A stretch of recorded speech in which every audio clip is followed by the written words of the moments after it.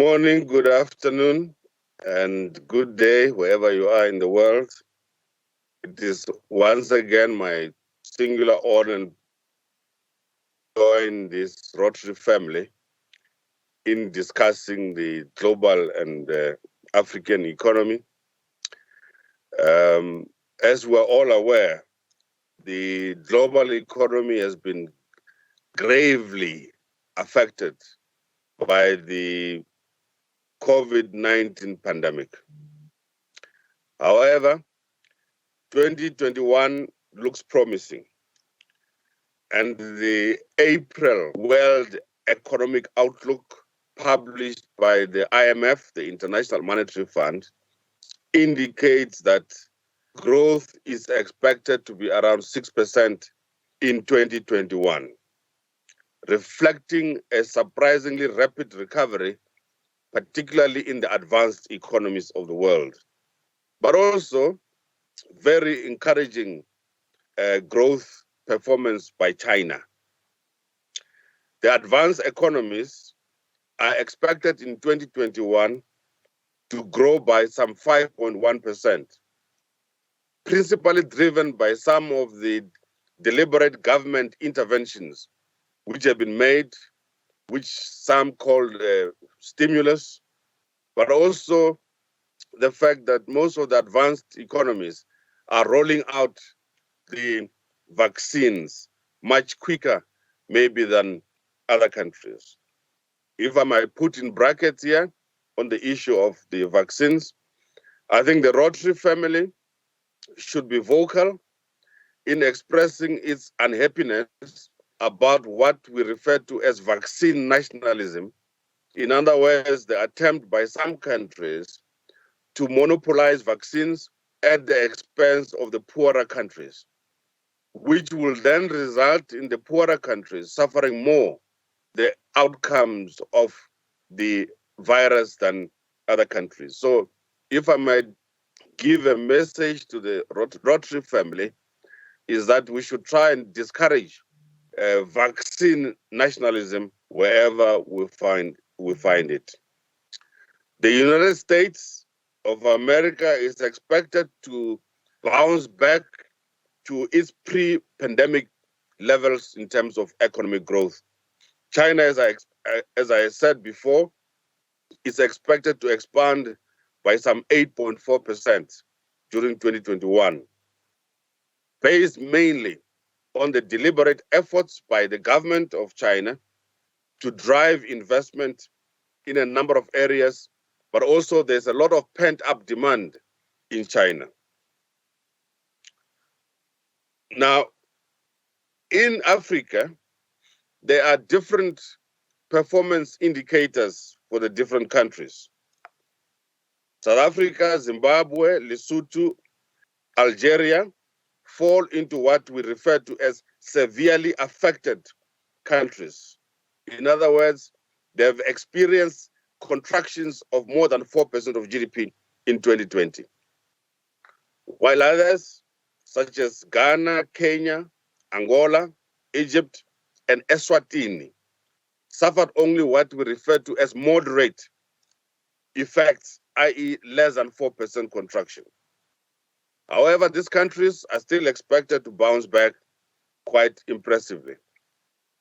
The IMF, in its April World Economic Outlook, forecasts that growth for sub-Saharan Africa will be around 3.4% in 2021 and 4% in 2022, respectively.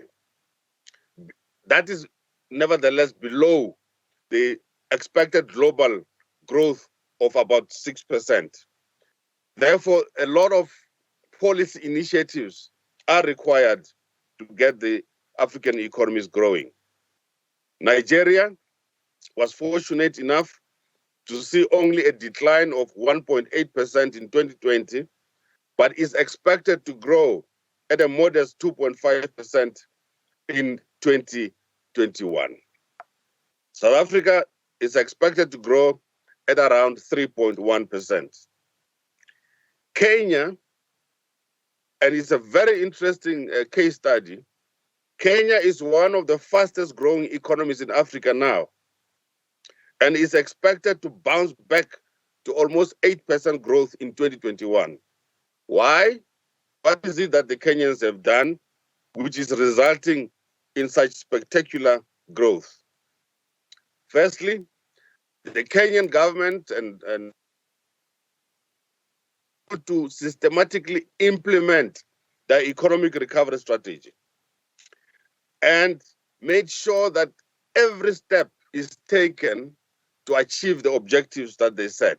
It's a very big lesson in how, when policies have been decided upon, these are implemented without fail. Zambia, on the other hand, is expected to grow only by 0.6% in 2021. Why? Poor demand for copper, high inflation, wide fiscal deficits, unsustainable debt levels, and poor policy management.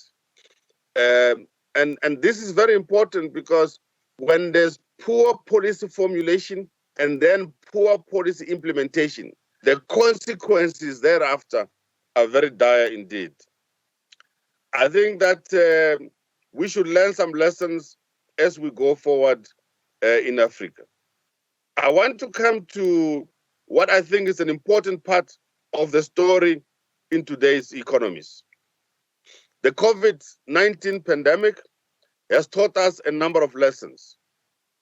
One of which is that there is now a growing role of the digital economy. As we meet as a Rotary family today, we're meeting on a digital platform.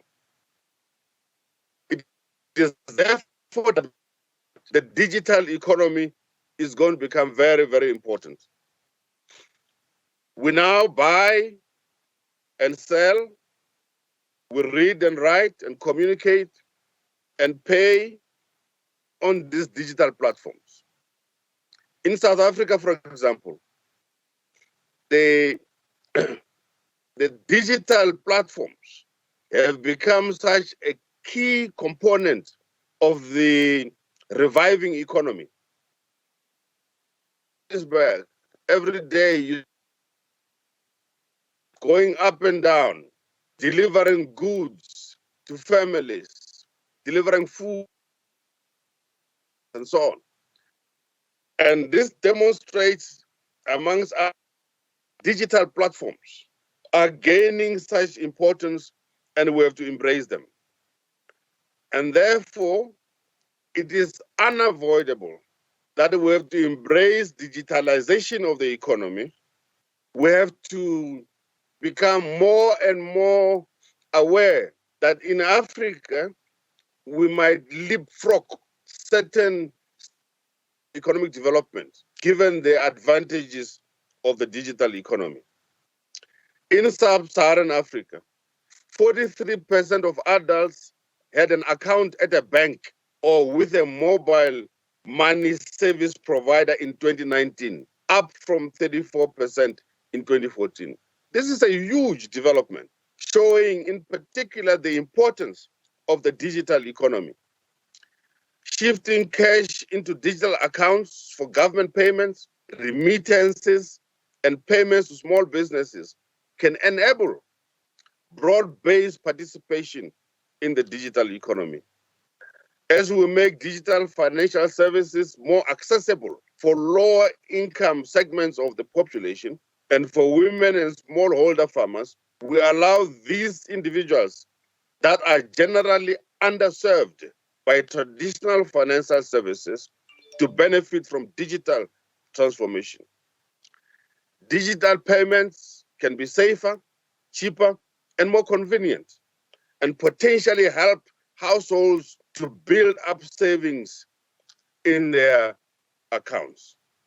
Therefore, given the role that Rotary plays in the world and in Africa, our involvement as Rotary in this digital economy, in reaching out to those who might be unreachable by traditional means, we can help to build the African economy as a Rotary family. And we can therefore ensure that the disadvantaged in Africa are integrated into the global economy. Finally, as I mentioned with vaccine narrow nationalism, let me end by welcoming the approach that the new US administration is taking towards multilateral cooperation. We need multilateralism in the world for the world economy to grow, for all of us to benefit, and avoid narrow nationalism. Having said all of that, I would like to thank you for listening to me. And the way in which I think about the economy normally, I start from the global economy, the African economy, the Asia, and then Africa and South Africa, and then look at the challenges that we face in the new world. And I ended up with the digital platforms and the role they play in the global economy. Thank you very much indeed. Much appreciated.